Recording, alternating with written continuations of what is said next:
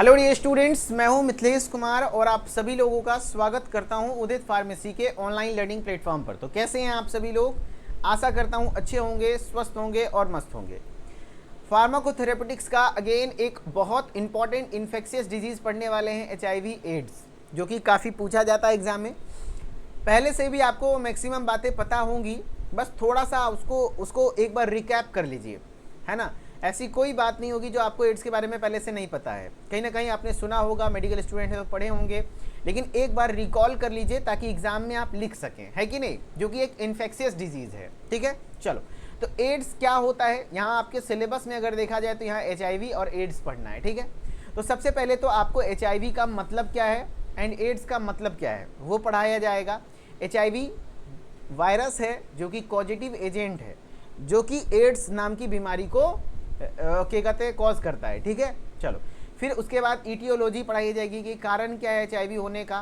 Pathogenesis, किस प्रकार से HIV हमारे बॉडी में हार्म करता है और हमारे बॉडी के इम्यून सिस्टम को वीक कर देता है। एंड उसके चार्ट बताए जाएंगे एंड उसके क्लिनिकल मैनिफेस्टेशन यानी सिम्टम क्या क्या आते हैं, ट्रीटमेंट क्या क्या आता है, and non pharmacological and pharmacological में कौन कौन से दवाई का इस्तेमाल होता है ज़्यादातर। एंड ART सेंटर, इसका फुल फॉर्म पूछा जाता है।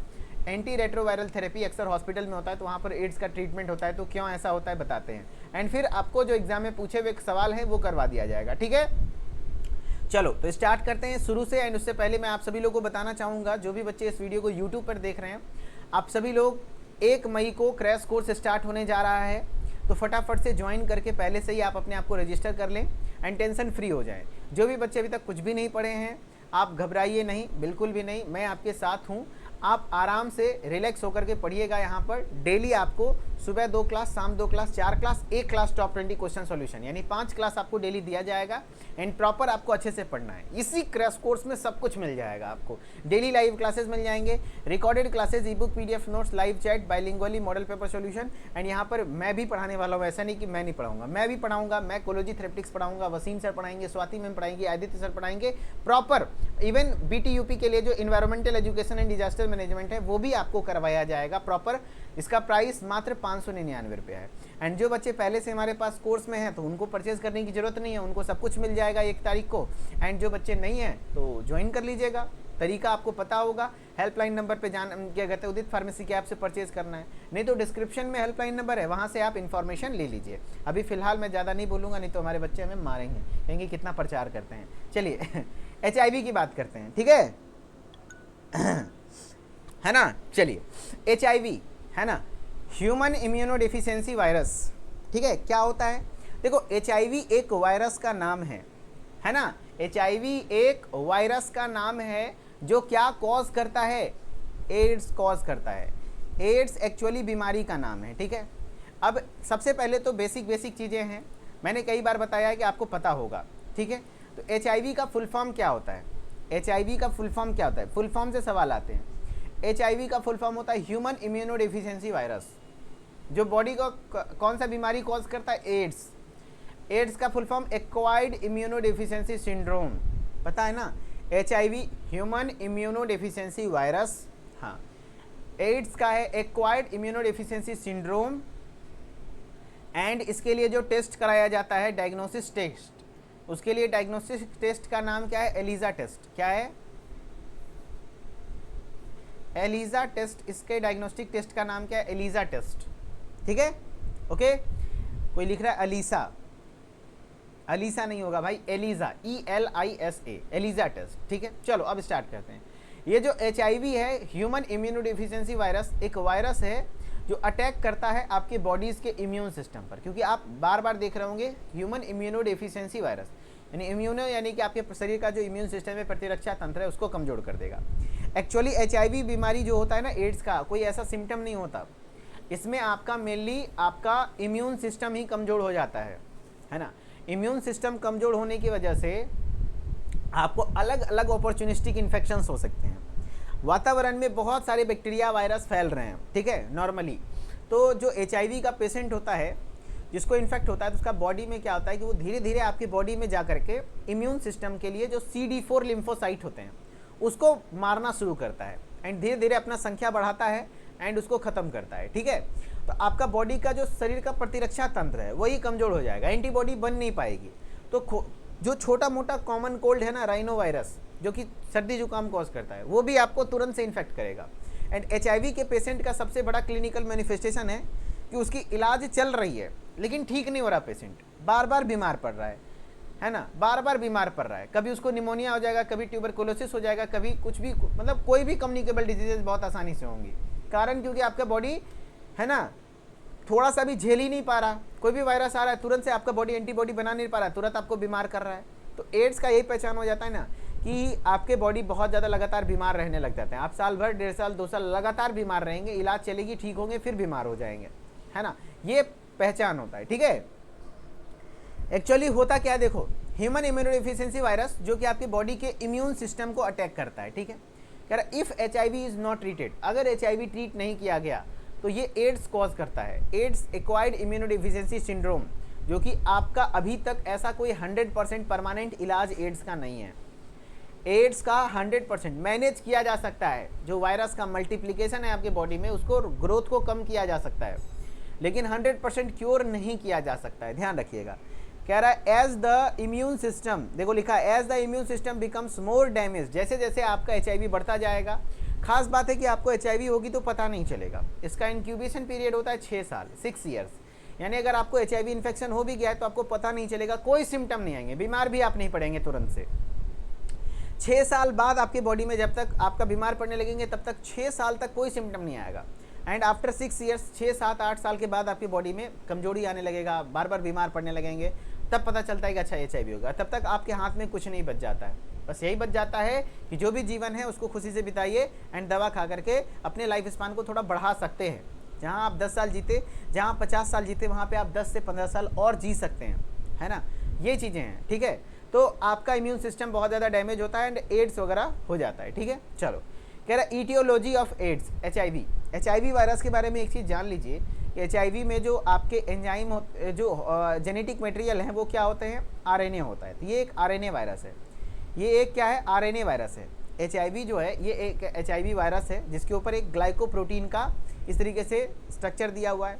एंड ध्यान रखना इसमें जो जेनेटिक मटेरियल है वो क्या है, RNA है, अगर आपको दिख रहा होगा, है ना, RNA है। एंड इसमें एक एंजाइम होता है रिवर्स ट्रांसक्रिप्टेज। 2 चीज़ होता है इसमें, जिस वजह से इसको रेट्रो वायरस के कैटेगरी में रखा गया है। इसको किसके कैटेगरी में रखा गया है, ये एक प्रकार का रेट्रो वायरस है। कारण क्योंकि इसमें 2 चीज़ें हैं, एक तो RNA है जो मैंने जूम करके दिखाया, एंड रिवर्स ट्रांसक्रिप्टेज एंजाइम है।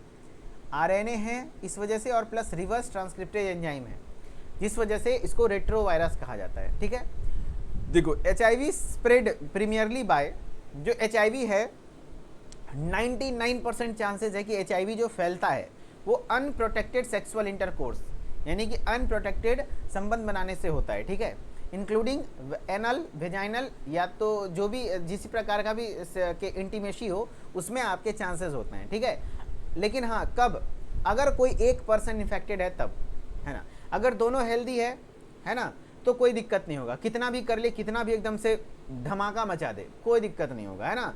लेकिन अगर कोई एक इन्फेक्टेड होगा तो फिर चांसेस हैं कि दिक्कत होगा, और इन्फेक्टेड होगा उसको पहचानेंगे कैसे, पता ही नहीं चलेगा, पता ही नहीं चलेगा उसको इन्फेक्शन है कि नहीं।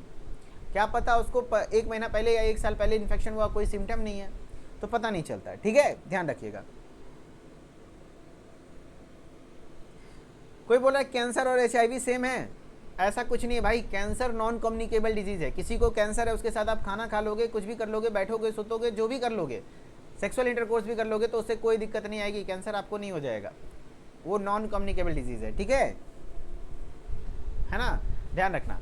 कंटामिनेटेड ब्लड ट्रांसफ्यूजन के द्वारा भी फैलता है ना, अगर कोई इन्फेक्टेड पर्सन है उसका ब्लड आपके अंदर चढ़ा दिया जाए, हाइपोडर्मिक नीडल वगैरह का शेयर करने से, या तो माँ, अगर किसी को कोई मदर है जिसको HIV है और उसके बच्चे में प्रेगनेंसी के दौरान हो जाएगा, डिलीवरी के दौरान, है ना, या तो ब्रेस्ट फीडिंग से भी हो जाएगा। कह रहा some body fluid such as saliva, sweat, tear do not transmit virus. ध्यान रखना, बहुत लोगों को कन्फ्यूजन होता है कि जो उसका बॉडी फ्लूइड है, या तो उसका सलाइवा है, स्वेट है, टीयर है, ये सब चीज़ से भी कहीं ना कहीं आंसू, पसीना, सलाइवा, फ्लूइड, इस सब से क्या वायरस ट्रांसमिट होता है या नहीं। एक बार पूछा गया था सवाल, बताओ, तो नहीं, है ना, नहीं होता है। लोगों को कन्फ्यूजन होता है, body fluids, saliva, sweat, tears, नहीं, ब्लड कॉन्टैक्ट वगैरह सही होगा, ठीक है। कह रहा है देखो, the human immunodeficiency virus HIV is grouped to genus lentivirus within the family of retroviridae, यानी कि रेट्रोवेरिडे यानी रेट्रोवायरस फैमिली से बिलोंग करता है, एक प्रकार का रेट्रोवायरस है, क्योंकि इसमें RNA जेनेटिक मटेरियल है प्लस रिवर्स ट्रांसक्रिप्टेड एंजाइम होते हैं, ठीक है। आपको मैं दिखाना चाहूँगा कि जो आपके ट्रांसमिशन है, ये जो HIV का ट्रांसमिशन है वो कैसे कैसे फैलता है, क्योंकि अगर HIV पे लिखने आ गया तो आपको लिखना होगा कि HIV फैलता कैसे कैसे है, तो इसी बहाने आपका पॉइंट्स बढ़ेगा। ऐसा नहीं एक ही लाइन में सारा पॉइंट लिख देना, नहीं, एक पॉइंट लिखे 2 पॉइंट 30 तरह, समझ रहे हो ना, लाइन से लिखना ताकि पेज भरे। सबसे पहले लिख दीजिएगा use of non sterile syringe and tools. अगर आप नॉन स्टेराइल यानी कोई इन्फेक्टेड पर्सन हो और उसमें नीडल इंसर्ट किया, वही नीडल या तो वाइल आपको आपके अंदर इंसर्ट किया गया है ना, या तो कैनुला वगैरह कुछ भी हो, तो उससे कहीं ना कहीं आपको इन्फेक्शन होगा। ब्लड कॉन्टैक्ट हो रहा है ना, हाँ। प्रेगनेंसी एंड ब्रेस्ट फीडिंग में भी हो जाएगा, अगर माँ को है तो बच्चे में होना तय है।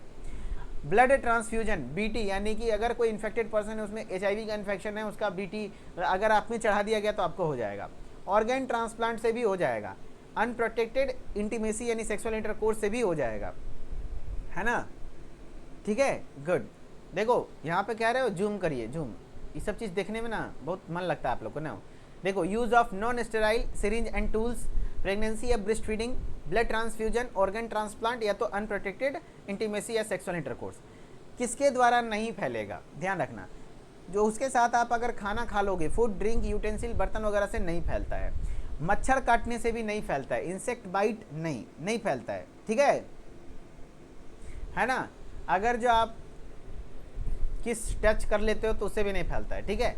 क्लोथ एंड टॉवल्स, मतलब कर मत लियो यार, कर मत लियो, क्या पता उसके माउथ में अल्सर होगा, उससे खून आपके मुंह में चला जाए तो हो सकता है, ठीक है, मत कर लियो यार, है ना। अरशद कह रहे पप्पी करने से नहीं फैलेगा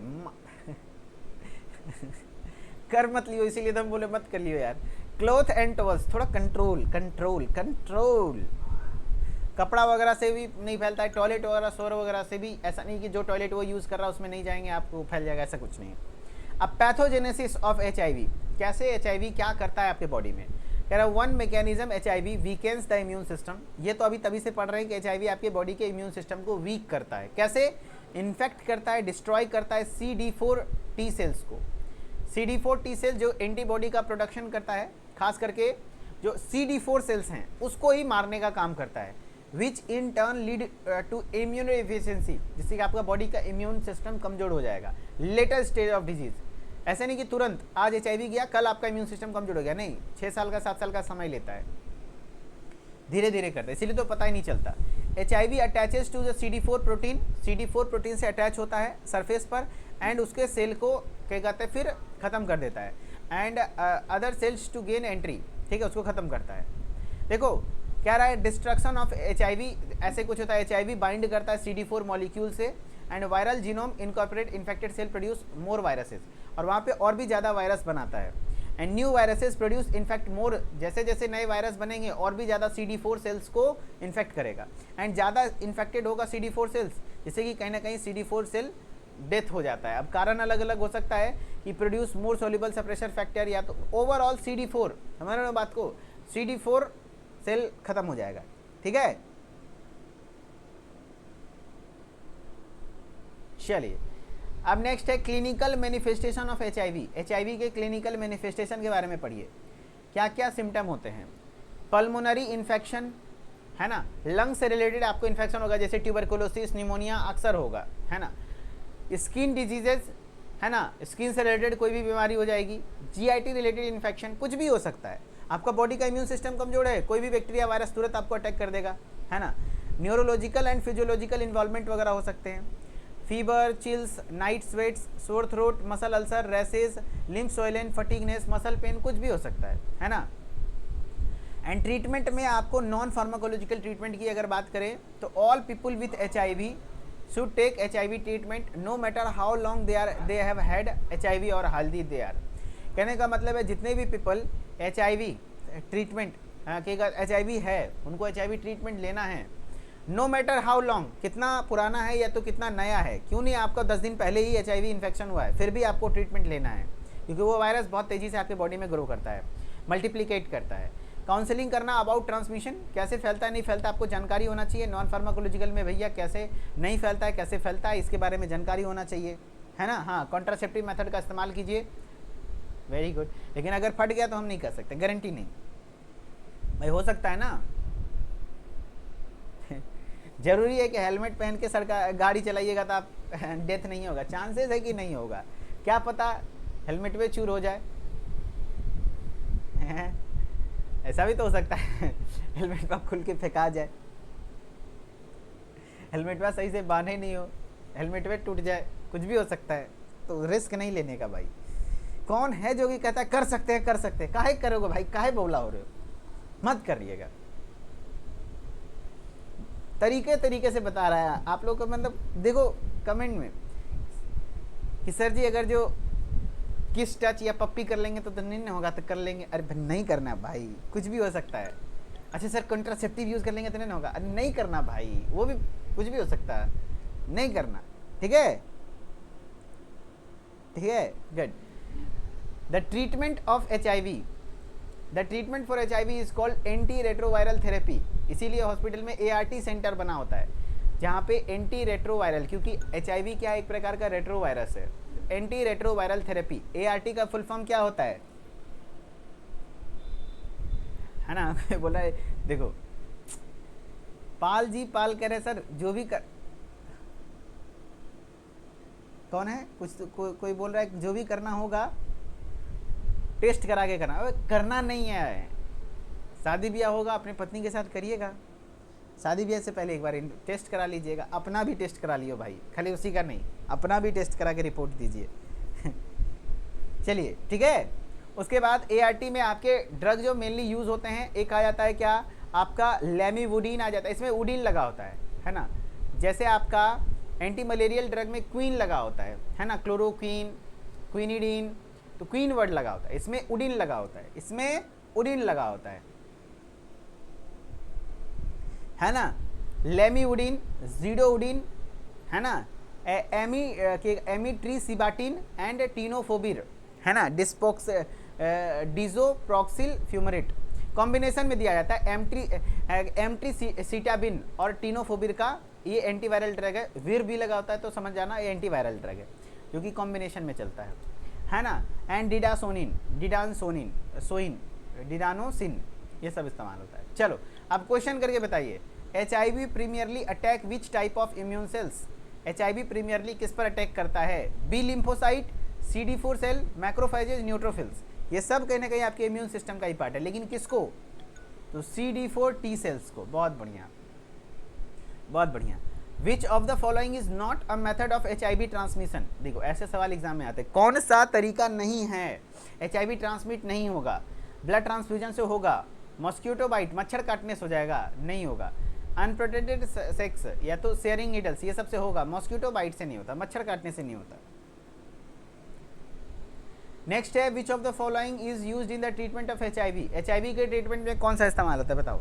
मैंने बताया था HIV वाले में क्या लिखा रहेगा, वुडिन, लेमिवुडिन, पैरासीटामोल, आइबुप्रोफेन, सिप्रोफ्लॉक्सासिन। तो आराम से आंसर हो जाएगा लेमिवुडिन, लेमिवुडिन, बहुत बढ़िया।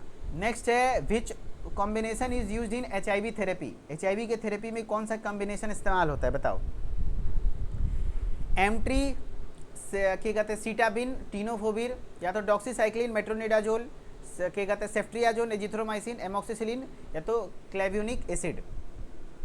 तो आंसर हो जाएगा एमट्री, सीटाबिन और टीनोफोबिर। चलिए ठीक है, ओके। तो thank you so much guys, कैसा रहा क्लास, आई होप कि आपको अच्छा लगा होगा। एंड जो लोग हमारे इंस्टाग्राम पर आना चाहते हैं, मिथिलेश सर ऑफिशियल हमारा इंस्टाग्राम आईडी है, वहाँ पे भी आप अपडेटेड रहते हैं, तो फटाफट से आ जाइए एंड अच्छे से पढ़ाई कीजिए। एंड जो भी लोग क्रैश कोर्सेज से रिलेटेड इंक्वायरी चाहते हैं या फिर एडमिशन चाहते हैं, तो इस नंबर पर कॉल कर लीजिएगा 92 193 031 00।